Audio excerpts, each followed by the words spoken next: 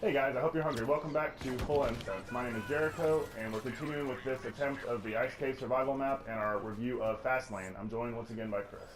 Hey everybody, thanks again for having me, Jericho. No problem. It's my pleasure, in fact.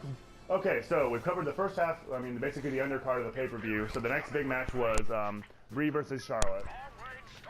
Or Danielle Bryan, as I like to call her. Right, exactly. That's the biggest problem with this match, is it was Ric Flair versus Daniel Bryan. Neither one is doing anything to be out of their kin or their family or whatever you want to call it, shadow. They are 100% defined by being related to better wrestlers. And they both don't need that crutch, and it just makes them look weak. And wearing his kick pads did not do it any favors. Like, I know that's, sort of the point, or entirely the point of the storyline right now, but I don't know. It just seems cheap, and that she doesn't deserve to be there on her own. And whether that's true or not, don't shove it in our faces. And Charlotte especially. I don't remember her relying so much on Rick in NXT. He wasn't there for starters. He wasn't with her in her matches. Mm-hmm.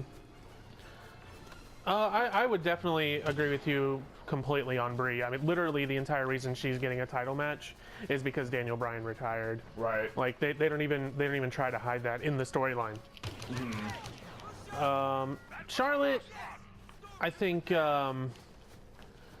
obviously with the theme music and then having Rick there and she goes woo, yeah, she depends a lot on it, but I also feel like she's good enough. Her skills are there, at least as a character. When she cuts promos, she doesn't sound like Ric Flair. I don't know. I definitely see what you're saying, but I think Charlotte stands a little bit more on her own. No, I would 100% agree with that a little bit more, but I think she could stand to do it even more. But I don't know. I don't think it's weakening her as much as it's weakening Brie, because Brie has so little to stand on anyway. And then she's telling us, don't care about me because I'm married to Daniel Bryan. Exactly. But I thought the match was really good. I thought it was Brie Bella's best match she's ever had, and Charlotte's probably her best on the main roster. Absolutely. Best that I can remember anyway, because it seems like ever since Charlotte has come up to the main roster, I don't know if it's just because she's got so many people talking in her ear now, do this, do that, but her matches with Paige just were underwhelming, which is not what we're used to seeing from either of them, especially in NXT. And just disappointing. Like, it should have been so much better than it was. There's, no reason for it. But yeah, I really enjoyed the match. I thought it did exactly what it needed to do. Mm-hmm. Obviously, Charlotte looks good coming out of it, retaining by making Brie tap out. Right. Rick didn't get involved in the match either, that I can remember, did he? I don't think so. I don't think so at all. So that's good. Also, I didn't really particularly care for when he would trip Becky Lynch and distract her. I know he's just trying to get Charlotte heat, but I think it took away from the match. Well, I guess that sort of is the dividing line of when it goes to relying on him too much. Is she shouldn't need him to win. Use him to get heat. Use him to anger your opponents and to help you with promos or whatever. But you shouldn't need to cheat to win, and she never did, even as a heel. I guess she did cheat as a heel in NXT, but still, it's just different. None of the presents helped at all with the TIE Fighter again, but we got it last time. Okay, so the next match was, I think, easily my choice for the match of the night, Styles and Chris Jericho. So Chris Jericho is one of my very favorite of all time. It's one of the reasons why I call myself Jericho, but he has so far on this run done very little to differentiate himself from his earlier roles or his earlier personas. But this match did something. It was better. It was the closest he's come to kind of breaking new ground since he's been back this time. Oh sure, he was playing the heel the entire time. I thought for a while that he had turned heel. Right. But when you compare, this return to, when he first came back to challenge Orton, or when he came back in the Royal Rumble at number 2 right after Ziggler, that one was shocking. Nobody knew that was happening. And then you compare it to this, where he's just kind of back and he's just a regular guy. It's just not what I expect from him. Absolutely. It's just I don't know if you blame WWE or blame him. It's just weird booking. It's been done before. I mean, how many more times can that guy come back as a surprise and do his 1999 catchphrases? I mean, it was great for a long time. Don't get me wrong. He's one of my favorites of all time, but it's just a little tiring. And like, I mean, he's not The Rock. I think right. Either he or WWE might feel that he has that kind of presence and persona. And I love him, but he doesn't. And it's just not going to be, The Rock can come and say what The Rock is cooking for the rest of his life. Right, and he's going to get a ridiculous reaction. Everyone will love it every time. But Jericho needs to innovate and excite and cause controversy and whatever else he does that makes him, one of the best of all time. And he hasn't really been doing that with his run so far. But all that being said, it was an awesome match. It really was. I was so excited, and I think it was the best out of their trilogy of matches that they've had. Yeah, definitely. And the match, I caught a couple little botches here and there, but I think that was because they're taking risks and they don't want it to be a cookie cutter match like the Titans and the Wyatt family was. So I don't really fault them for that. At least they're pushing the envelope. And if Chris isn't doing anything, promo wise or character wise to innovate, at least he still is having ridiculous matches. Right. Yeah, the man is he's in his mid 40s, early to mid 40s now, and he's as good as anybody else in the ring right now. These shock troopers don't want to die. We were both shooting at him, and he wouldn't go down. Okay, so the next was not a match. It was the promo segment with Edge and Christian and A New Day. So Edge, your top 5 of all time? Or easy. Like top 3? Just hearing his music again, it was just magic. That his whole entrance, just incredible. Yeah. Getting to hear it again. I love it. I'm glad that Christian is along for the ride. I mean, it's so obviously an Edge platform, but I mean, Christian deserves to be there with him. Yes. Oh yeah. But as far as the promo itself, I thought some moments of it were really, legitimately funny. It was way better than the usual comedy segment that they try to do. But it felt kind of forced, and it definitely felt really long. I was reading later, like, it was almost 20 minutes long. Wow. And I don't know, it was just to push their show, and it set up New Day and League of Nations, which is ridiculous. I don't know who wants to see that. I mean, maybe somebody can clue us in on why that's an entertaining feud. Because who's the heel? Because like the League of Nations get cheered, but it's because they're good heels, they're effective heels, and people like to cheer them because of their ridiculous antics. Right. And they're probably going to be painted as the heels, I would think, because certainly. I mean, just because of how they're presented in the promo, but so that means League of Nations are the face, and they get either boos or nothing for their reaction. So I just don't see that working. I think that they'll probably, I mean, I think it was set up as a WrestleMania thing, but I think they might abandon it before then. Yeah, maybe maybe it was just a way to get everybody on the card or on the show, Right. Yeah. And they could return to it one day if they ever needed to. Right. Yeah, that makes sense. But even so, it was awkward. I think that's the best word I can come up. It was just awkward. Totally. I got 3 proximity bombs for the 3 presents in that. No, that'll help against airplanes. Okay, so next match was Archies versus Curtis Axel. I missed the entire match. To the restroom, and I'm not upset about it.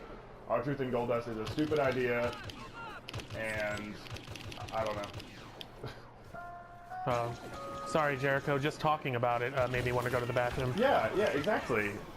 Ridiculous. Yeah, the less said about it, the better, honestly. Social outcasts are okay. I hate the idea of Goldust and R-Truth trying to recreate Booker and Goldust. All the segments, I see what they're trying to do, and they could be good, but they're not. They're weird, and they last so long, too. Yep. They did? Yeah. Like the diner one, when Goldust was the waiter, like, it's just stupid. It's just flat stupid. Okay, so speaking of flat stupid, main event. So Lesnar, Roman Reigns, and Dean Ambrose. Ambrose comes out, everyone loses their minds. Reigns comes out, everybody boos. Lesnar comes out, roof comes off the building with cheers. And of course, Reigns wins cleanly, which is the predictable in a bad way, like we were talking about before. it just shows that to WWE right now, the fans, what we want doesn't matter. Yeah. Like you were saying the other day about what was it? Like the reason we're booing Roman Reigns. Yeah. I just don't like him. Right. And, you know, I'm tired of seeing, oh well, it's the cool thing just to boo the company guy. Now that's just how it's going to be. No, I mean even Cena was at least loved, like adored by everybody at first. Mm-hmm. And Reigns doesn't even really get a mixed reaction. It's mixed between apathy and boos, not, you know. The only time he was getting a good reaction during this monster push he's getting is when he won the title in December, and that was because Sheamus was holding the title. Right. And I think the least likable person in human history. Irish Hitler Sheamus. You know, maybe that's what it takes. Maybe it should just be Sheamus and Roman Reigns again. Yeah, that's the only people he gets. Yeah, and that's why they keep putting him against the League of Nations. Why they made a stable of bad guys that everyone hates. Yes. That Reigns can beat and get cheered for. Because any other heel he fights, they're going to cheer. Or any other face he fights, they're going to cheer the other guy. And I think that they easily could have gone with Ambrose because they've made the story work. That Ambrose has suffered at the hands of the Authority just as much. He has just as much of a bone to pick with Triple H, and just have Reigns do something else. Have Reigns fight Undertaker, or have Reigns fight Lesnar, and or anything. Have Reigns do something with The Rock, or somebody, or I don't know. Well, I think the problem with that is, and that would go back to just how he's been booked. Because I do want to say, I mean, Reigns obviously has talent, but the booking has just been awful. You don't do him any favors by having him just kind of steal the pinfall in the match last night. Right. Or Sunday night, rather. And he just shakes off the chair shots from Ambrose. And, okay, so this is something I really noticed during the match. So the very first German suplex that Lesnar hit, Roman acted like he got murdered. You know, completely writhing on the floor. And he is selling like Cena, where from the very first hit, he is so weak and so defenseless, and he thinks it's going to get him sympathy, just like Cena thinks it'll get him sympathy. And it works occasionally for Cena. But for Reigns, it just makes it look ridiculous. And then he gets hit with a chair 4 times and then pulls out his finisher with no struggle and pins Ambrose. You know who that worked really well for? Hulk Hogan in the 1980s. Right. That's the last time it worked well. When people wanted to see that, when that was what we got excited for. And that is obviously, to me at least, is obviously what he's going for. I think he's intentionally trying to mirror Cena's in-ring style, which of all the things of Cena to copy, I wouldn't start there. But yeah, so having said that, you know, if he faces somebody like Taker or Lesnar, he's still going to get booed because, like, even if you build Lesnar up or Taker up as the biggest heel on earth, it's Taker and Lesnar. People are going to cheer for them before they're going to cheer for Reigns. Like, they need, I don't know who it would take. I don't have the answer, but they need someone like what Sheamus was doing for him. Right.